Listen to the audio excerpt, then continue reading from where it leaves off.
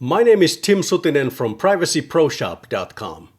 Several people have asked me whether they should use Session or Signal for their messaging needs, as both are advertised as private messengers. Well, both of them are end-to-end encrypted, but there are many differences, especially from a privacy perspective. I'll cover the good and the bad of both of them here. Let's start with Signal. Positives about Signal. Signal is easy to sign up and use for inexperienced users. Signal's user interface is user-friendly, modern, and works really well.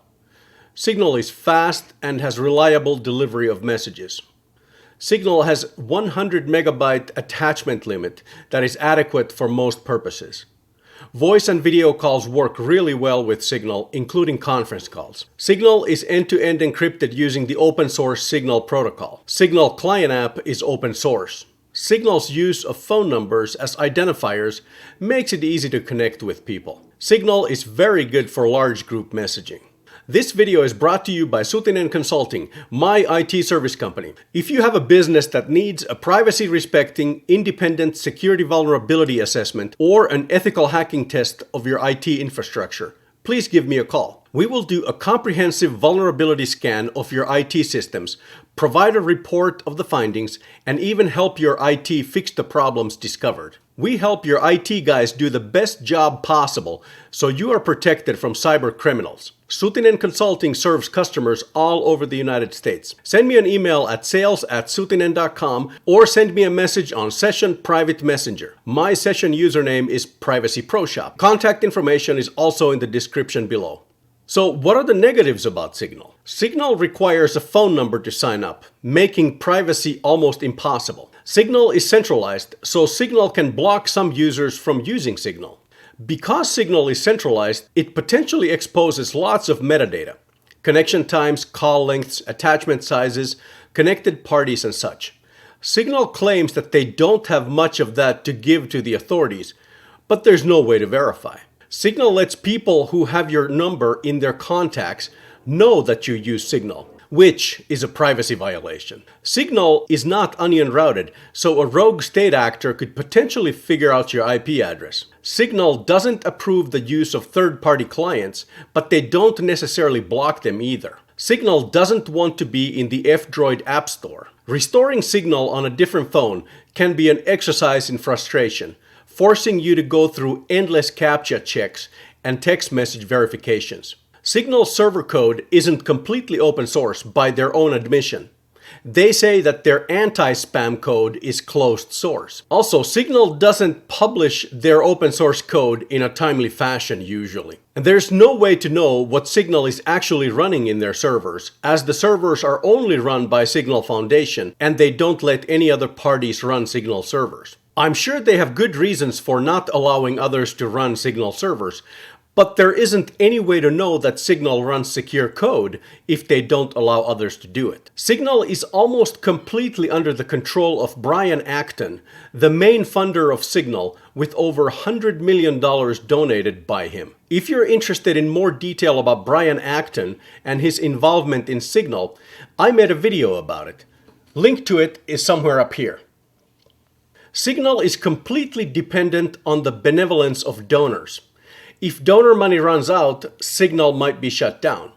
That's very unlikely, but it is possible. Tucker Carlson claims that his Signal communications were read by the NSA and then revealed to him by a whistleblower who told him about the content of his messages. Tucker claims that the only way they could have found out that he was planning to interview Vladimir Putin was by reading his Signal messages. The NSA broke into my Signal account, which I didn't know they could do. How do you know the NSA broke into your Signal? Because they admitted it. I got a call from somebody in Washington. This person said, are you going to come to Washington anytime soon? Yeah, actually, I'm going to be up in a week. Meet me Sunday morning. So I go, and this person's like, are you planning a trip to go see Putin? And I was like, how would you know that? I haven't told anybody. I mean, anybody. Not my brother, not my wife, nobody. How would you know that? Because NSA pulled your text with this other person you were texting. How did you know that? If that's true, Signal was likely forced to allow the NSA to log into Tucker Carlson's or the other person's Signal account and read messages. I don't think the NSA needed to break Signal's encryption. Signal would not have been allowed to comment on the matter because they would be under a gag order anyway. So, if you truly have to have private conversations, Signal is probably not the way to go. And then on to Session Private Messenger. Positives about Session. Session doesn't require any identifying information like phone numbers or email addresses, and Session accounts are completely anonymous. Session's account creation or restoration is immediate, similar to creating a cryptocurrency wallet. Your public key is your Session ID, and Session asks you to store the recovery phrase in a secure place that can recreate your Session ID and its corresponding private key that is stored inside the Session client. You can create an unlimited number of Session IDs. With the desktop app, you can pass a command line parameter to use each of them. The mobile app only allows one account to be used at a time. The upcoming Session Pro version is likely going to have built-in support for multiple accounts. Session Pro will be a paid-for subscription version of Session. It'll be likely paid for with the upcoming Cent cryptocurrency. Those payments are then passed on to the service node operators as rewards. Session is onion routed, so nobody can see which IP address sent or retrieved messages. Session is end-to-end encrypted using the open source libsodium-based Session protocol. Session has no central authority that could enable or disable, lock or unlock, ban or unban any accounts. Session is fully open source, both the clients and the server. The official mobile clients include Google's Firebase Cloud Messaging or Apple's iPhone push notification code for faster notifications. If that bothers you, you can download the unofficial Session F-Droid from the F-Droid App Store that has the Google code removed. Session's decentralized service node network runs open source code, unlike Signal where nobody knows what code is being run in the Signal servers. Signal says, trust us, but you can't run our servers. Session says, be our guest, become a service node operator.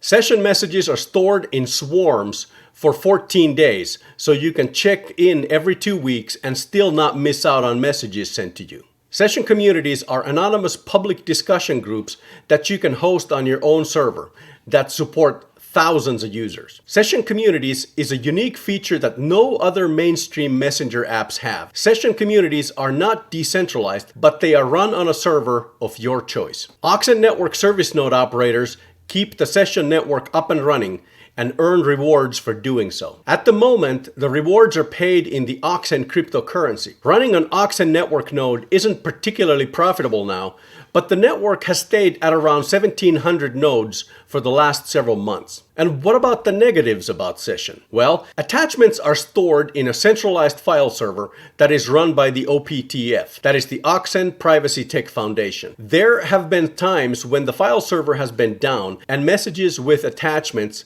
could not be delivered. File server outage only impacts attachments, not plain text messages. So even during those times when the file servers were down, text messages went through just fine. Attachment limit is 10 megabytes due to limitations of Session's current Onion requests protocol. Session is switching to run over Lokinet at some point, which will substantially increase the file size limitation and likely make Session work much faster and more reliably. Session messages don't always get delivered. When the message fails, the failure is indicated by a red circle with a line through it, and you need to resend it then. This is likely due to the current Onion requests protocol, and will likely improve or be completely fixed when Session switches to using Lokinet for its transport. Voice and video calls are in beta testing currently and are not ready for prime time yet. Calls don't use Onion routing at this time. Onion routing will happen once Session switches to using Lokinet. No conference calling is planned at this time as far as I know. Group messaging in Session is unreliable. Session used to call them closed groups as opposed to the public discussion forums, which were called open groups at the time.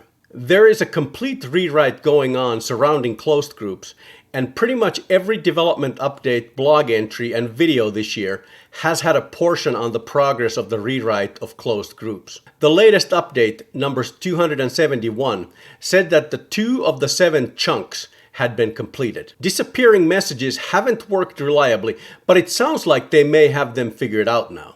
Session depends on 3 hard-coded seed nodes that the clients make initial connections to. Dictatorial regimes that wish to shut off access to Session can simply block those 3 addresses and access to Session is cut off. The government of Iran did that last year during the big riots they had.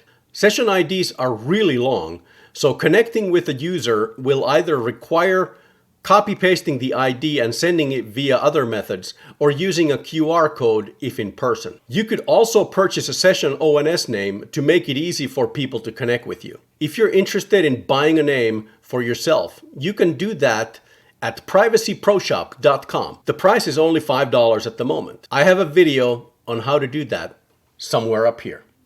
Session names might be confusing to new users. There are display names, nicknames, and ONS names. Only ONS names can be used to connect with other users. I have a video on that too. I'll have a link to it somewhere up here. Session's headquarters are in Australia. The problem with Australia is that their government is notoriously anti-encryption. However, Session being completely open source code, I don't see that as a big problem. If OPTF was forced to put in backdoors, they would eventually be found. If OPTF, the foundation developing Session, would go away, Session would likely still continue operating. The few centralized parts like seed servers and the file server would likely be run by others until a new organization were put together. Conclusions. If you want a user-friendly, end-to-end encrypted messenger, Signal is a decent choice. Signal just isn't very strong on the privacy end and has some suspicious practices. However, you are very likely to get buy-in from your normie friends and relatives to Signal, as the app is very easy to use and reliable. Signal has over 100 million users, so it wouldn't be surprising to find that many of your contacts already use Signal. While I use Signal regularly, I don't trust it. The Signal server is partly closed source software, and they are slow to release their code. At one point, they went almost a year without releasing their open source code. Signal's hostility toward third-party clients is also baffling. Nobody knows for sure what code Signal runs in their servers, and Tucker Carlson's accusation of Signal letting the NSA into his messages is even more troubling. Furthermore, Signal is nearly completely funded by one individual, Brian Acton, who got his money from the sale of WhatsApp to Facebook. If you want the most private and secure end-to-end encrypted messenger, Session is the winner. There is no central authority controlling access to Session. Therefore, nobody can block you from using Session. Session is onion routed for minimizing metadata leakage. Session doesn't require any identifying information like email addresses or phone numbers. And with the exception of seed nodes and file attachment servers, Session is decentralized, minimizing the potential for service disruptions. Sure, Session still has many rough edges, but most of those rough edges will be smoothed out when Session switches to using Lokinet for its transport, and when closed groups rewrite is completed. Session is also reliable and easy enough to use that it can be your primary daily driver, even though it is far from perfect at the moment. So, what are you waiting for? Join me on Session. My username is privacyproshop. And that's all she wrote. If you're interested in digital privacy, Session, Lokinet, cryptocurrencies, and other open source software, please check out some of the other videos on this channel. And as always, have a happy day!